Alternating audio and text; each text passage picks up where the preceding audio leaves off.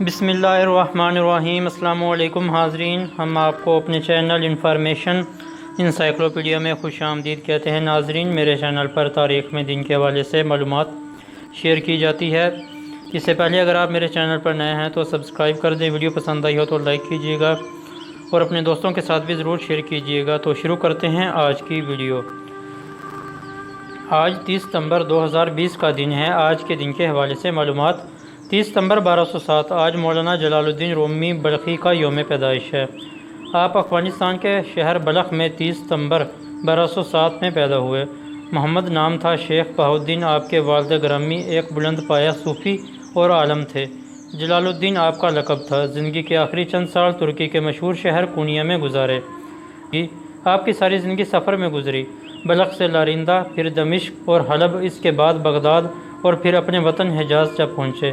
یہ آپ کا اصلی وطن تھا کیونکہ آپ نسلاً حضرت ابوبکر صدیق رضی اللہ تعالیٰ عنہ کی اولاد میں سے تھے۔ آخرکار کونیا میں قیام پذیر ہوئے۔ وصال مبارک 17 دسمبر 1273 میں ہوا۔ کونیا میں آپ کا مزار شریف آج بھی مقناطیس کی طرح ساری دنیا کے صاحبان فکر و نظر کے قلوب کو کھینچ رہا ہے۔ مولانا جلال الدین رومی کی شخصیت اور ان کے کلام دونوں ہی کسی تعارف کے محتاج نہیں۔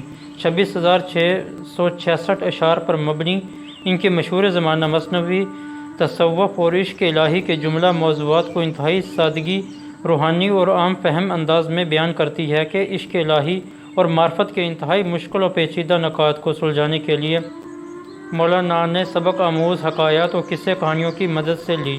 جو بھی لکھا ہے قرآن و حدیث و نبی سے اس کی سند بھی بیان کی جاتی ہے۔ اس لیے آج 800 سال گزر جانے کے باوجود ان کے کلام کی اہمیت و افادیت میں کوئی کمی واقع نہیں ہوئی۔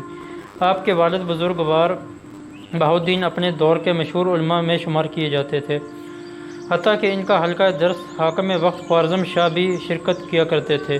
وحشی منگولوں کے حملوں سے منڈلاتے خطرات کے پیش نظر مولانا کے خاندان نے بلخ کو خیر آباد کہا اور پناہ کی تلاش میں اناطولیہ کی راہ لی۔ راستے میں نیشا پور میں رکے جہاں مشہور صوفی بزرگ عطار نیشا پوری سے ملاقات کی۔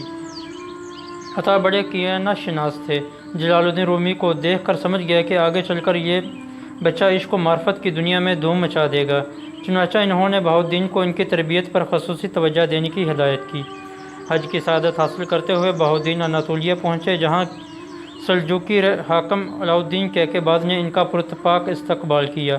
کونیا میں بہاؤالدین نے ایک مدرسے میں تدریس شروع کی اور بہت جلد مشہور ہو گئے۔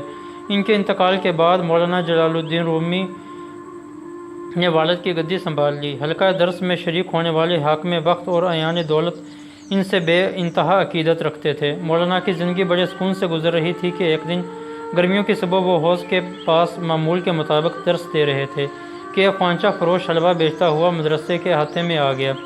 اپنے اطراف اور ماحول سے بے پرواہ اور بے خبر اس جگہ جا کر کھڑا ہو گیا جہاں مولانا تدریس میں مشغول تھے۔ خوانچہ فروش نے تعجب سے پوچھا کہ یہ سب کیا ہو رہا ہے؟ مولانا نے بڑے تحمل سے کہا کہ یہ تم نہیں جانتے، جاؤ اپنا کام کرو۔ وہ آگے بڑھا اور کتاب مولانا کے ہاتھ سے لے کر اٹھا اور حوض میں پھینک دی۔ مولانا نے کہا، یہ تم نے کیا کیا؟ میں نے تو کچھ بھی نہیں کیا۔ یہ کہہ کر اس نے حوض سے کتاب نکال کر رومی کو عنایت کر دی تو وہ گیلی کتاب نہیں تھی، وہ سوکھی ہوئی تھی کتاب جو آپ نے پانی کے حوض سے نکالی تھی۔ اب اس کی باری تھی کہ رومی نے حیرت سے پوچھا کہ یہ کیا ہے، یہ آپ نے کیسے کیا؟ تو شمس تبریز نے فرمایا کہ یہ تم نہیں جانتے، کہ اس نے اپنا خوانچہ اٹھایا اور اسی طرح صدا لگاتا ہوا باہر چلا گیا۔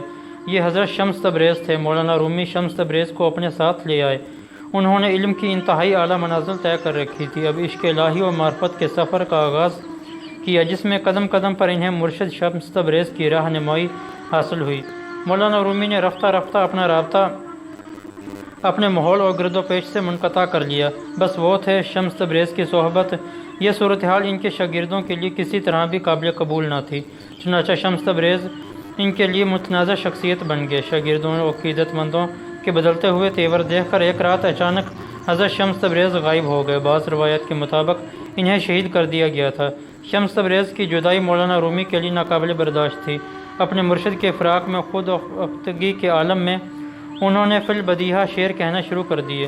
یوں عرفان و آگہی کی دستاویز مثنوی تخلیق ہوئی۔ اس مثنوی کے علاوہ مولانا رومی کا دیوان کبیر جو 40,000 اشعار پر مشتمل ہے، جس میں 22 شعری مجموعے بشمول دیوان شمس تبریز، عربی، ترکی اور یونانی زبانوں کا کلام، تصوف پر ان کی کتاب فی ماہیہ، مجالس سبعہ اور مکتوبات ایسی کتابیں ہیں جو ان کے نام کو صوفیانہ ادب میں ہمیشہ روشن اور تابندہ رکھیں گی۔ ہر سال 17 دسمبر کو مولانا کا عرس شب عرس کے نام سے پونیا میں منعقد کیا جاتا ہے۔ قائرین مولانا سلوک کی اس منزل پر پہنچ چکے تھے کہ انہیں ہر طرف اللہ ہی کا جلوہ نظر آتا تھا۔ جو قرآن کی آیت نور السماوات والارض کی گویا تفسیر ہے، وہ حسن زیبائی کے کائناتی، ملکاتی اور الہامی تصور کے علم بردار تھے۔ اللہ تعالیٰ نے محبت رسول اللہ سے شیفقی کے اس مرتبے پر پہنچ چکے تھے جہاں ان کی اپنی ہستی معدوم ہو چکی تھی۔ مولانا رومی کے کچھ متفرق اشعار، مولانا رومی کے اشعار کے معنی وہ میں بیان کرنا چاہوں گا۔ آدمی کا وجود عشق سے ہی کمال تک پہنچتا ہے، اور اگر تو نے یہ کمال نہیں رکھتا تو کمال حد سے زیادہ نقصان دہ ہے۔ میں مردہ تھا زندہ ہو گیا، گریا کنا تھا مسکرا اٹھا، دولت عشق کیا ملی میں خود کو ایک لازوال دولت ہو گیا۔ میری عمر کا حاصل ان 3 باتوں سے زائد کچھ بھی نہیں، خام تھا، پختہ ہوا اور جل گیا۔ خرد مذہب عشق کے بارے میں کچھ نہیں جانتی، سو مذہب عشق کے معاملات سے حیران ہو جاتی ہے۔ اگرچہ خرد اور تو سب مذاہب کے بارے میں سب کچھ جانتی ہے۔ اے خدا مجھ پر رحم کر، میں پریشان حال پھرتا ہوں، خطا کار ہوں، گناہ گار ہوں، اور اپنے اس حال زار کی وجہ سے ہی گردش میں ہوں۔ اللہ کے ولیوں کو رب کی طرف سے طاقت حاصل ہوتی ہے کہ وہ کمان سے نکلے ہوئے تیر کو بھی واپس کر دیتے ہیں، یعنی وہ تقدیر کو بھی بدل دیتے ہیں۔ جا کہ تو ہی رب کی سمع اور بصر والا ہے، تو ہی راز ہے اور تو ہی صاحب راز ہے۔ 2 احادیث کی طرف اشارہ ہے کہ بندہ جب نوافل سے قرب حاصل کرتا ہے تو میں اس کی آنکھ بن جاتا ہوں جس سے وہ دیکھتا ہے، کان بن جاتا ہوں جس سے وہ سنتا ہے۔ الانسان سری و انا سرہ، رب فرماتا ہے انسان میرا راز ہے اور میں اس کا راز ہوں۔ کہا کہ ہم بھی انسان ہیں اور وہ بھی انسان ہیں، ہم اور وہ سونے اور کھانے کے پابند ہیں۔ رب بھی مومن ہے، تو بھی مومن ہے، لیکن ہر 2 مومنوں کے درمیان بے حساب فرق ہے۔ حضرت مولانا جلال الدین رومی فرماتے ہیں کہ محبوب حقیقی کو تلاش نہیں کرتا جب تک وہ اسے اپنی تلاش میں نہ دے، سو اگر اس کی تلاش عطا ہوتی ہے تو جان لو کہ اسے بھی تمہاری تلاش ہے۔ اہل عشق کی محبت خام کو بھی خاص بنا دیتی ہے۔ جب دل میں محبت کی آگ جلنے لگے تو پھر اس میں کوئی شک نہیں کہ وہ بھی تم سے محبت کرتا ہے، کیونکہ تالی ایک ہاتھ سے نہیں بجتی۔ اگر کوئی پیاسا پانی پکارتا ہے تو پانی بھی صدا دیتا ہے، کہاں ہے میرا پینے والا؟ صرف پیاسے کو پانی کی پیاس نہیں ہوتی، بلکہ پانی کو بھی پیاسے کی تلاش ہوتی ہے۔ ہماری روح میں اس ذات کی پیاس، اسی ذات کی کشش کا کمال ہے۔ وہ خود ہمیں اپنی جانب کھینچتا ہے کیونکہ ہم اس کے ہیں اور وہ ہمارا ہے۔ ناظرین، مولانا جلال الدین رومی کے حوالے سے جو میں نے آپ کے ساتھ معلومات شیئر کی ہے، امید کرتا ہوں آپ لوگوں کو پسند آئی ہوگی۔ اسی طرح کی تاریخ میں دین کے حوالے سے معلومات جاننے کے لیے میرے چینل کو ضرور جوائن کیجیے گا، ویڈیو کو دوستوں کے ساتھ بھی ضرور شیئر کیجیے گا، اپنا اور اپنے دوستوں کا ضرور خیال رکھیے گا۔ اللہ تعالیٰ آپ کا اور ہم سب کا حامی ناصر ہو۔ جزا اللہ عنا سیدنا محمد ما ہوا اہلہ۔ اللہ حافظ۔